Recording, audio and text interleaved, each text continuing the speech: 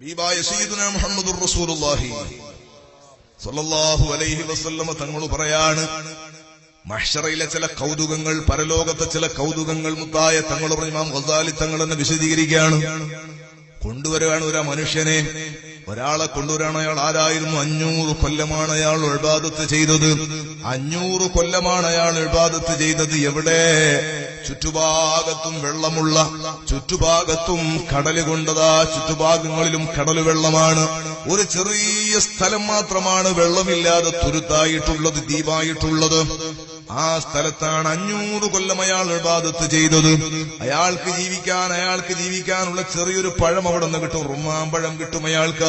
അവിടെ ഒരു ചെറിയ റുമ്മാമ്പഴത്തിന്റെ മരമുണ്ട്, അതിലൂടെ പഴം കിട്ടും. അത് കഴിച്ചിട്ടാണ് അയാളെ ജീവിക്കുന്നത്.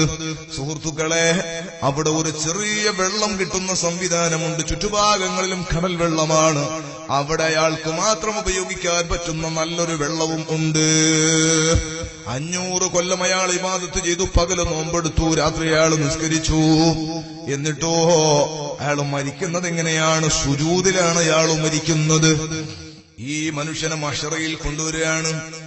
ഈ മനുഷ്യനെ മഹ്ശറയിൽ കൊണ്ടുവന്നിട്ട് അല്ലാഹു സുബ്ഹാനഹു വ തആല ഇയാളോട് ഇങ്ങനെ ചോദിക്കാനെല്ലാം ചോദിച്ചു.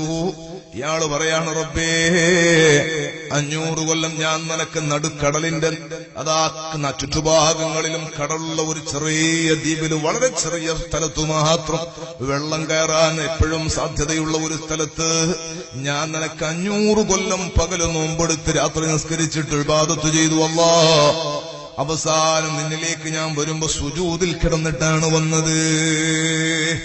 ഇതങ്ങ് പറയുമ്പോ അള്ള പറയാണെന്നാ, എന്റെ ഔദാര്യം കൊണ്ട് നീ സ്വർഗത്തിലേക്ക് കടന്നോ, എന്റെ ഔദാര്യം കൊണ്ട് നീ സ്വർഗത്തിലേക്ക് പോയിക്കോ. അള്ളാഹുവിന്റെ കൽപ്പന അങ്ങ് വന്നപ്പോ ഇയാള് ചെറിയൊരു തിരുത്തു കൊടുക്കുകയാണ്. അള്ളാഹുവേ, എന്റെ ഇബാദത്തിന്റെ ഫലം കൊണ്ട് എന്നല്ലേ ശരി, എന്റെ ഇബാദത്തിന്റെ ഫലം കൊണ്ട് എന്നതല്ലേ റബ്ബേ ശരിയായ തീരുമാനം, അതല്ലേ റബ്ബേ പറയേണ്ടത്. സുബ്ഹാനല്ലാഹ്. അല്ലാഹു തആല പറഞ്ഞു, അങ്ങനെയാണെങ്കിൽ നമുക്കൊന്ന് ഹിസാബ് എടുക്കാം. അങ്ങനെയാണെങ്കിൽ ഹിസാബ് ഇല്ല, വേണ്ടെന്നാ കരുതിയത്. നിങ്ങൾ അങ്ങനെ പറയുകയാണെങ്കിൽ നമുക്കൊന്ന് ഹിസാബ് എടുക്കാം.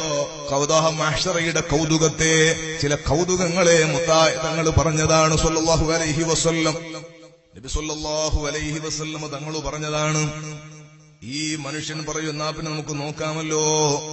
അങ്ങനെ അതാ അല്ലാഹു തആല ഇയാളോട് ചോദിക്കാണല്ലോ, അല്ല മനുഷ്യ, 500 കൊല്ലം ഒരു അലോസരമില്ലാതെ, അലട്ടില്ലാതെ നിനക്ക് ഇബാദത്ത് ചെയ്യാൻ, അതും കടൽ ചുറ്റുഭാഗത്തും കടൽ വെള്ളമുള്ള സ്ഥലത്ത് ഒരു ചെറിയ സ്ഥലം മാത്രം നിനക്ക് ഒരുക്കി തന്നിട്ട് നിനക്ക് ഇബാദത്ത് ചെയ്യാൻ തൗഫീഖ് നൽകിയവനാരാ?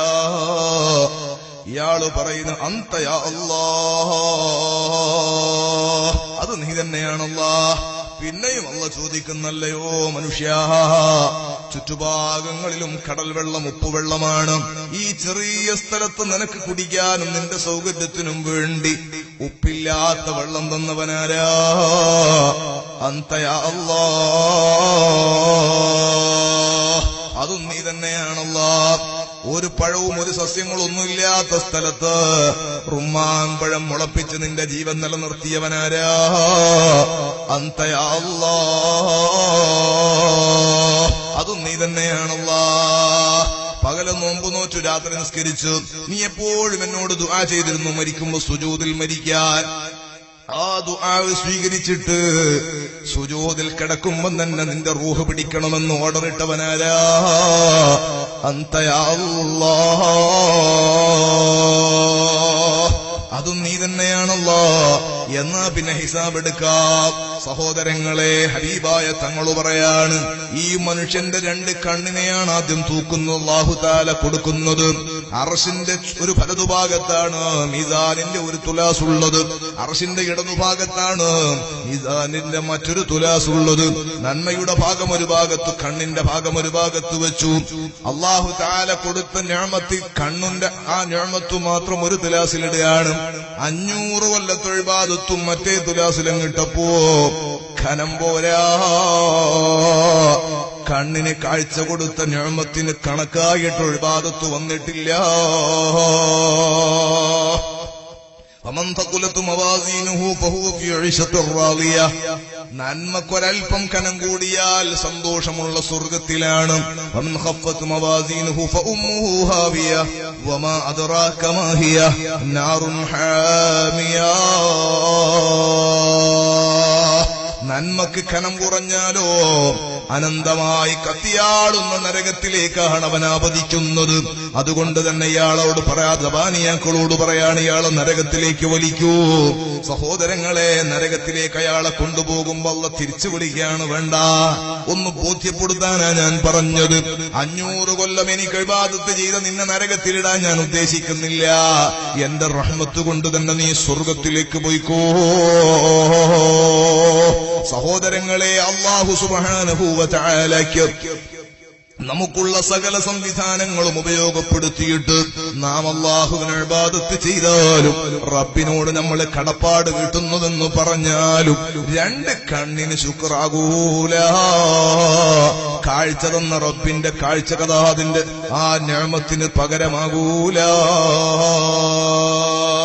പിന്നല്ലേ തമ്മാടിത്തം കൂടി ചെയ്താൽ 500 കൊല്ലം ഒരു തെറ്റും ചെയ്യാതെ ജീവിച്ചവന്റെ ഇബാദത്ത് പോലും അതിന് പകരമായിട്ടില്ല.